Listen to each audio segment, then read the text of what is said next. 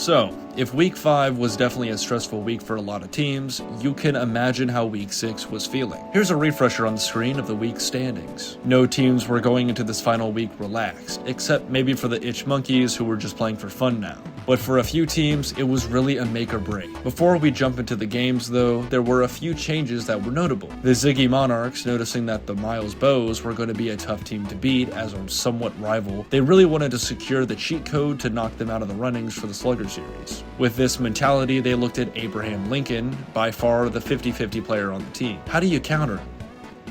By signing John Wilkes Booth onto the team. Yeah, that actually happened. But the last and most notable signing was Grasshopper on the Steezy Eggs, who would become a team player.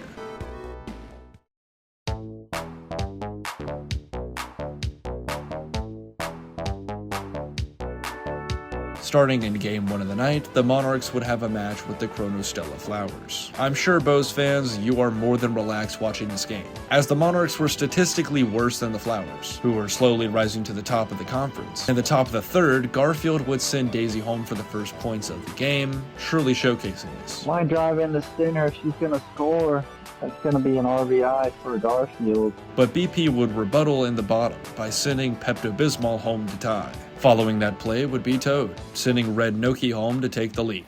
Funky Kong would be able to load the bases in the top of the fourth for Tiny Kong, but it would result in just a tag up to tie. That could have been a big grand slam, but it's just not going to be one. I thought it would bounce off of that. It was very close. In the bottom of the four, the repeater was looking to set some massive damage against the Flowers. Alright, we got P to high fly ball left field. like a home run. Is out of there. 3 home run. These are the games that get crazy. At least with 2 outs and Red Noki up to the plate, the Flowers could relax a bit. Well, I would say that, but soon the Flowers would be facing a tricky situation with 2 on base. Starfish. Hit by the shell. And the determined Stone Toad. The best move was a pop fly from a star hit. That's going to be 2 outs, man on first and second, another starfish. But the shell would cause issues, sending a runner home. And poor Tiny must be a magnet for shells because she was experiencing deja vu from Yoshi Park. In the bottom of the 5th, PD would retain the repeater title by smacking another 2-bomb down the left side. He's getting into third and fourth pitchers. High fly ball left field. Landed on the pole. That landed on the street pole. That's fair. That's fair ball. A bobble of Lebloshi James would land Noki on base, followed by BP and a base load from Toad. Make or break the game right here. Peach would get a lucky arrow land, sending 2 runners home. Oh my gosh. Goes to right field. Oh, dude. Lebloshi would end the run, but now with 2 innings left and down by 8, it was not looking good. Funky would land an RBI to start the comeback in the top of the 6th. Pepto-Bismol would strike back in the bottom, however, with a double RBI. Game, and they're like the Ooh, next game. 2 runs home though. The first 2 games, he wasn't doing anything. Peach's team gets a little time to have fun with him at the end of the game here.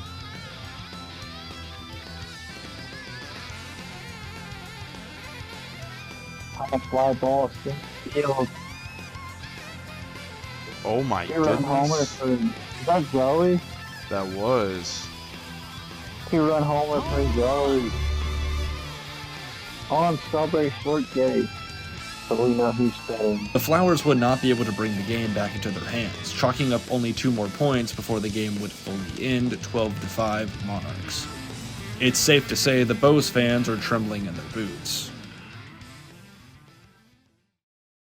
On the other hand, the Bose were facing a tough but huge game against the Ramen Noodle Knights. This game, without spoiling anything, would single-handedly change the entire standings for almost all the teams in the conference. As we land ourselves in Mario Stadium, both teams would come out swinging hard, but landing no punches or run.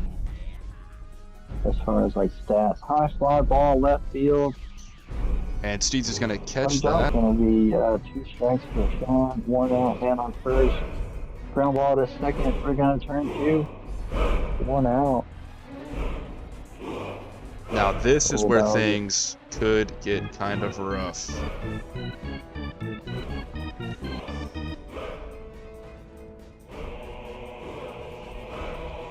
This is gonna be a huge hit. It might be too high. It is way too high. That was high. Wow. Until first blood was drawn in the bottom of the fourth for Bowser, landing a 3-piece chicken nugget home run. A tack-up situation from Luigi would bring the first points for them. Doesn't matter. It's going to be a single bases loaded for Luigi. Do not hit into a double play. You want a fly ball here. I mean, honestly, if you Starfish is can, going to be strike one.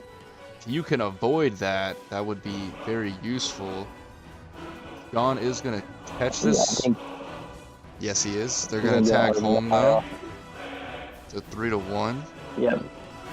That was the right call there. Followed by Mario and a redeeming Patty, both getting RBIs respectively. In the bottom of the sixth, Bowser would be facing 2 outs. 2 outs for Bowser. That Oh, one's getting fly fed to ball, the pigs. center field. He's not even gonna move. No. He just knows. It's going to the ocean. Yeah, It's actually getting fed to the fish, actually, is what's that's going out on of there. here. Mario would finally shut them down, putting them into their final stand in the top of the 7th. But a double play would make a tricky situation for GDB. Double play. They have to score or the game's over. Yeah, they have to score here.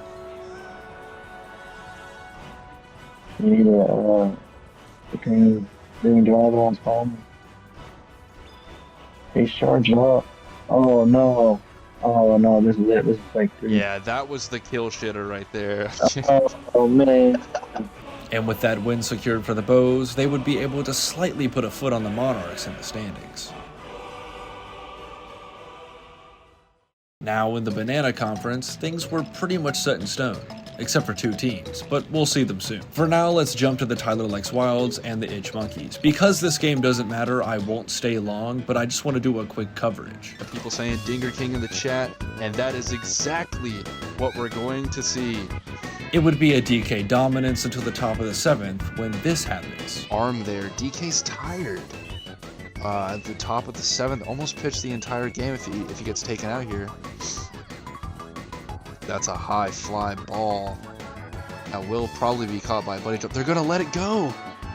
They just sat there and watched it. So Yellow Mad is just gonna tie the game up. Home run! So they're gonna switch to Boo here.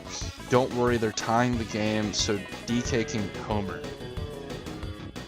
True, maybe they know about your bet. And they're like, you know, I want to help this guy get 50 bucks. BDB. Uh-oh.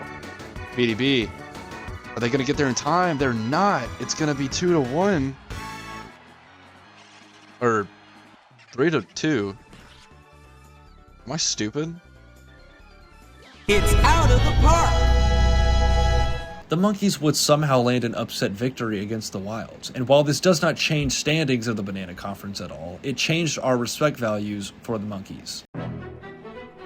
2 tyrants would clash between Bass Spitballs and the Steezy Eggs. If there was one match everybody in the community was looking forward to this week, it was this one. Although the Eggs were the #1 spot right now, a simple loss here could take them out of the buy-in. Going into this match, it was common knowledge that the only teams to beat the Spitballs were the Eggs and the Bose. While yes, the Eggs had also only been beaten twice as well, the community did not see them as a threat, as the Eggs had never had a super big blowout win compared to the size the Spitballs had. Regardless, this game would have everybody tuned in, as the biggest rivalry in the league was ready to enter the next chapter. And entering into Wario City, Ritter would immediately showcase he was back in his prime, landing a double play, inspiring Hideous and Baby Weege to buddy jump the 3rd out.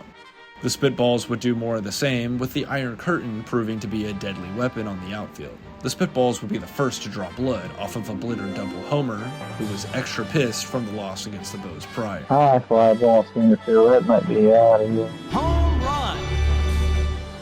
With the Iron Curtain loading the bases, Bowser Jr. was looking to paint a new position in the rankings for both teams. Any hit here is gonna get maybe 2. High fly ball right field. Could be out of here. That's a grand slam Nice shot! for the little guy. That's crazy. Yoshi would switch out in just the second, which was not a comfortable position for the eggs. In the bottom of the third, BDB, who mistakenly played for the Monkeys today, would land another home run, but the first run of the day for the eggs. High five on the left field. Too fast. That's out of here. First pitch home run. Grasshopper would debut here with a runner on third. This is new guy on the team. This is Grasshopper. Ball in the right field is going to drop for a single. He gets an RBI. It's going to be 6-2 for the new guy. I spelled his name wrong, so his name is Grasshopper. Well, he had some hope. Okay. The Critters, however, would double play to reset. The bottom of the third was tough for both teams. Walu was starting to show signs of fatigue, and the eggs were more or less scrambled. And with 2 outs and the hideous creature up to the plate, things weren't looking sunny side up. Blue Critter with another catch. It was a bit laggy. I didn't see what happened. Hideous creature with 2 outs. Waluigi's a little tired. Home run. Homer from the hideous creature to right field. Did not see that coming. BDB would look to get another homer as well, to bring the score just a little bit closer. But the Iron Curtain would do what they do best. Right field got some buddy jump there. The Spitballs were wanting to push down on the eggs in the top of the fourth, with Walu looking for a double to send Boomer home. Low enough to get a double, so he's going to be at first. No outs for Waluigi. Another ball in the gap between center and left field. Runner from first is going to get to third. Waluigi's going to go for a double. However, it would now be left to Critter to make the move. So we got man on third, 1 out for Green Critter. Waluigi got thrown out at second base. With runners in the corners and 1 out, King Boothang on plate was not who the eggs wanted to see. But the runner doesn't advance. Don't hit into a double play here. We're going to be foul ball first baseline. Yep, that's going to be a double play to second base. The run doesn't score. It's going to be 0 on the board. Both teams would lock each other out until the 6th, when Boomerang Bro would hit the ball off of the wall for an RBI. Ball off the wall, and almost the homer is off the wall in right field. It's going to get 1 RBI. That was almost out of here. This would be followed up by a tag-up score for the Spitballs and a double play for the eggs, respectfully. It was now getting pretty tense for the eggs. King K. Rool was looking to bring the score really close. A single from Red Critter, bases loaded, 1 out for the team. High fly ball, center field. Oh, wow. That is the highest buddy jump I've ever seen. They're going to tag up from third, so they're going to get the 2nd out off of the robbed homer.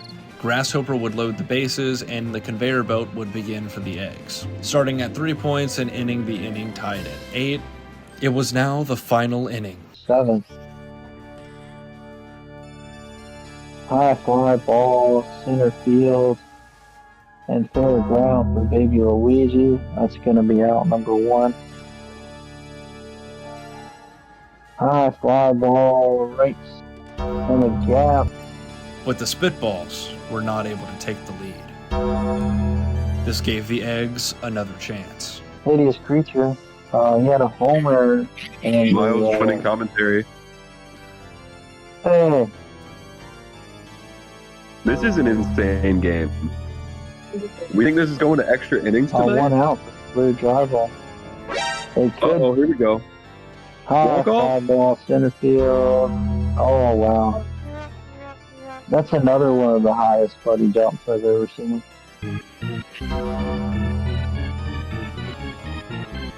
Because most home runs, if you hit above the top half, Oh, wow. oh wow, we're gonna head Extra to innings. extra innings. Is this the first time in the season that we've seen extra innings? With neither team being able to scarf a point, we went to extra innings. Oh, he's Gonna going send him in. home. Oh my goodness. Oh, that's a Gonna get terrible throw. 9-8. Wow. That's a terrible throw. No outs. They've already scored.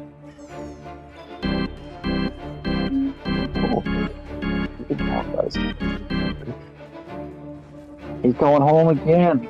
Oh, 10-8. wow. The outfield has terrible arms. They cannot throw very far. Here we go, baby Luigi. Maybe a Oh. strikeout here. High Uh-oh. fly ball, center field. They lost That's gone. chemistry Home and run. 2-run home run. 2-run homer. Huh.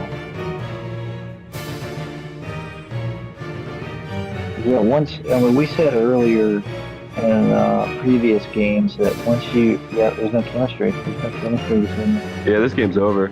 With RBIs, a Critter two-man homer, and a King Boo home run, the Spitballs were finally placing themselves back into the lead. The Eggs had one last chance to make a change. I see, I don't know, there might be a little bit of glimmer of hope left for this team. They're still not going to switch Bowser Jr. out. But a double play from Grasshopper would leave Goomba all alone. That's going to be a double play. This is great. Leadoff batter, Goomba. Team. The Spitballs had finally claimed their crown again. So a lot of change happened in just one day. To make sure you're still on track, here is a much needed standing sheet on screen as we progress into day 2. For Game 1, the Spitballs were feeling confident, destroying their biggest rival and pushing themselves back into the number 1 spot. Granted, they were tied aside from the run differential. That being said, Baz changed absolutely nothing going into this next battle with the Knights, but that choice could cost him. The Knights would show the Spitballs that they were no picnic by shutting them down in the first fairly quickly, sending the Knights batters to the line. And with a bobble from Blitter, it would lead to bases loaded, in which would lead to the first run scored, followed by a tag-up for Luigi. Blitter would fire back by shutting down the Knights for the Spitballs to look for a very early comeback. During the Critters at-bat, you can hear my saltiness over the previous game the day before. The Spitballs got a bullshit win last night.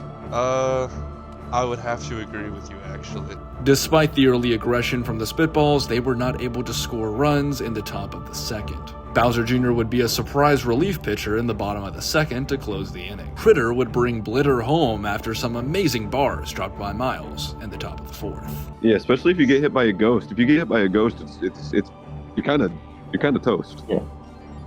Bars? That's gonna bring the first runner home for the Spitballs. Ghost and toast. I run the most out of all of you ghosts. However, a double play would end the inning. In the bottom half, I'm not sure if Hammerbro wanted me to shut up or extend the lead, but he would do this. So very, very important announcement. Next season, we are going to be rebranding our name to the SSBF. It's the Super Sluggers Baseball Foundation, because it sounds more professional. And the other announcement is next season, I'm no longer going to be making anti-fact puns, guys. I'm sorry. What?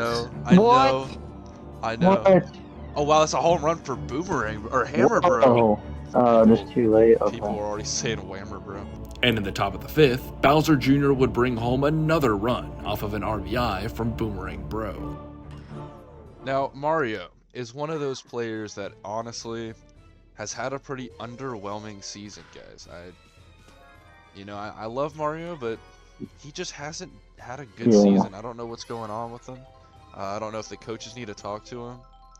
I don't know, maybe he's just mad that he's on Luigi's team and Luigi's not on his team. Oh, that's a good thing. Someone said Mario needs to lay off the pasta. That might be the reason. Maybe he does too much pasta.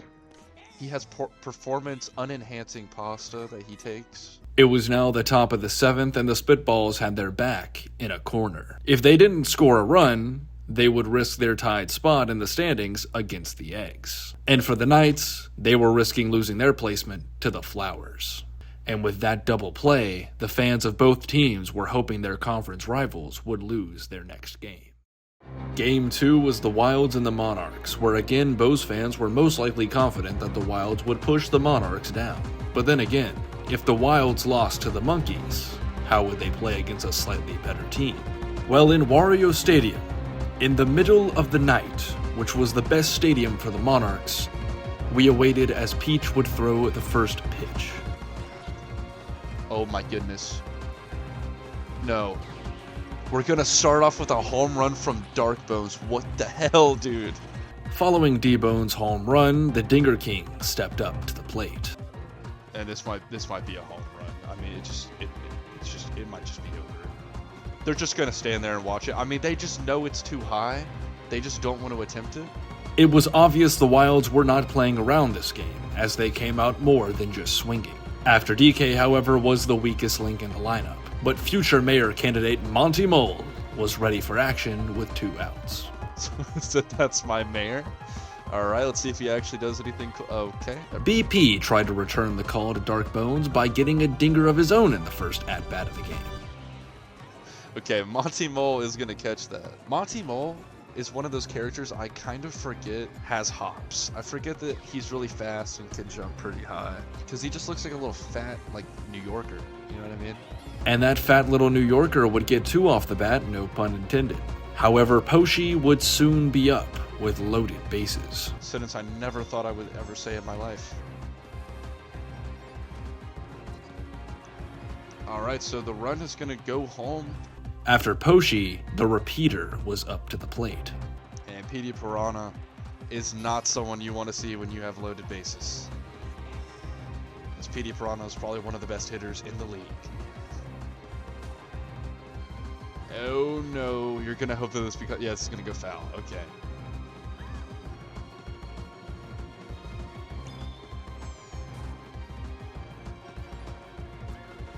Alright, so that's going to send Strawberry home to tie the game 2-2. DK coming out in the bottom of the first was a shock, but hopefully he could clutch it out. The Monarchs would make team history in the top of the second by getting their first team 1-2-3. Off of an arrow, Strawberry Shortcake would bring 2 home to take the lead. D-Bones would squeak a double off of an arrow, and now DK could tie the game. Captain versus Captain again with DK and a runner on base. Oh, it went to Toad. Oh, a double play. That is just an unfortunate hit for DK. The Monarchs would land on another arrow, which would bring another 2 runs home. We were starting to wonder if this was part of the game plan. The bottom of the 5th was torture for the Wilds, as the Monarchs scored 3 more runs off of arrow lands. And I'm not going to beat around the bush in this one much further, as the Monarchs were not only able to pull away, but take off in the game, winning 12-4 in the final score. Game 3 was a rematch for the Flowers and the Monkeys, and if you can recall, it was a very, very normal game all the way down to the final inning. Well, that would change this time around. Now, due to the time constraint of the video and how much this game honestly just does not matter, it is important to note that the whole community came together to cheer for Diddy one last time as the team fought to the very end. Just unlucky. You know, it's like that. The one game they played, they lost like 20-18 or something like that. They can get wins. It's just bad luck. However, the Flowers would absolutely decimate the Monkeys by winning 10-5 in the final. Now, the final game of the season was between 2 teams who had never even seen each other on the playing field. Yet somehow, there was a lot of talk between the 2 teams of who the true hero was that could possibly be able to take down the Spitballs if it came down to it. The Eggs and the Bose showdown in Luigi's Mansion was set to be history. A bobble from Blitter would result in allowing 2 on base for Ritter, who was tired of the disrespect of the last week. He wanted revenge. Yeah, no outs, man on first and second for Red Critter. I mean, right now the Alright, bases are pretty ball. stacked. This might be all 3 of them. Yeah, that's a 3-run home run. That's 3-run crazy. homer. Oh, that's gonna be detrimental for the Critter. game. Home run. It's not over by any means, but Tyler, that's pretty big. That's huge. You definitely want to start. This home run now tied him with the most home runs in the league. While unfortunately I cannot remember who it is now, I'm going to assume it was Bowser who kept that tie as well. making this game a little bit more memorable. Yoshi Eggs are ranked number 1 in their conference, and the Bruto Bose are in second place in the other conference. Yeah, but they're in different conferences, so it's, you want to win, but it's not the end of the world if you lose. Both of these teams are already in the playoffs. While yes, Tyler is somewhat right, off by a few points, this game does not matter at all, except to the Monarchs and the Spitballs fans. The Eggs would chalk up another point in the top of the second off of a King K Rules RBI. The bottom of the second would probably showcase the coolest out in Sluggers history, as the hideous creature would catch an out off a Ritter bobble, and the commentators acted nonchalantly. Bowser would come home to score the first run of the game, and Greg would have bases loaded. One great home Bases run could send loaded. this. Is it 2 outs or 1 out? How many? We're currently on 2 bases outs. loaded, 2 outs. The top of the sixth would show Ritter getting a triple, which would bring home 2 more runs. And the game would end in the final inning with 1 more run for the Eggs, who took down the Bose 7-1. However, despite this loss for the Bose, Miles would leave us with some food for thought. Going into the playoffs, we're going to rework some stuff and be better off in the playoffs. And you know what, Steven? Maybe this isn't the last time we see each other.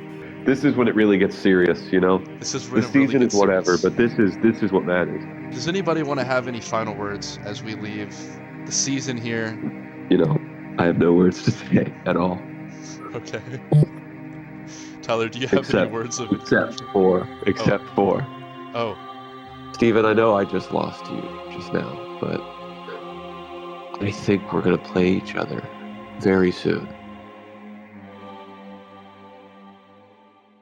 Before we conclude this very long video that I do not care if you like or not, because it's the second to last episode in the season, it should be long. Let's go ahead and give the final weekly awards to each conference respectfully. The Bose dominated the board, taking 3 out of the 4 awards. Defensive Player of the Week going to Paratrooper, Pitcher of the Week going to Birdo, who just barely outplayed Bowser, and Player of the Week would land in the claws of Bowser, who is now on the throne of the top place in the conference MVPs for the Mushrooms. And the Monarchs would snag the final award for a Strawberry Shortcake in Offensive Player of the Week. The Banana Conference was tough. With the Eggs struggling, they only grasped 1 award, and that was Offensive Player of the Week in Ritter, who was finally back to normal. The Spitballs would grab the rest of the board, with Defensive Player of the Week going to Green Para, Pitcher to Walu, and the Player of the Week going to the brush of Bowser Jr. The week was over, and the last thing that was important was who was going big and who was going home. Let's start with the Banana Conference, since it's the most well-known. Obviously, the team that would be saying goodbye would be the Itch Monkeys, and what would now be made aware in that game that this would be Itch's first and only season. We thank you for your time, and we are so sorry to see you go like this. The Tyler Likes Wilds fans, your season was pretty well balanced, as you can clearly see from your record. You get the tough position of Seed 3. You have 2 potential hard series ahead of you if you want to try to go for the goal. But as mentioned earlier, it was a tough week for the Eggs and the Spitballs. 2 rivals who were both running for the trophy, but the Eggs had the better final week than the Villains, so they were just able to squeak into first place by a single win. So Eggs fans, we will see you in the conference finals, but the Spitballs have some room for improvement. Oh, Mushroom Conference, why must you be so normal and hard? Let's start with the buy-in. It was a similar situation in comparison, as the Ramen Noodle Knights were able to squeak past the Chronostella Flowers. And that squeak by was in the final moments to place into the number 1 seed, with the Flowers falling to 2. And now, Sluggers, this was a heartbreaking moment. The final 2 teams were between a Sluggers Series Round 1 3rd seed spot or going home for the season. The Bose had a strong rise to the top early on in the league, but fell hard from a lack of defense to aggression and luck. The Monarchs on the opposite side started off tied with the worst record in the league, but with a few subtle changes, they were able to tie their score now with the Bose, which meant we had to look at the run differential, which is that little number below the records we've been showing. Unfortunately for the Monarchs, they did not score as many runs as the Bose did in their season. So Monarchs fans, we will see you next season. As for the Bose, you have a big game or games ahead of you. At the end of the season, we grew as a community, and I thank each and every single one of you for sticking through this till the end. It is a bittersweet feeling, but once again, we will have a season 2 next month. Thank you for sticking through this long video, and I hope you will join us for the season finale next week. It's championship time.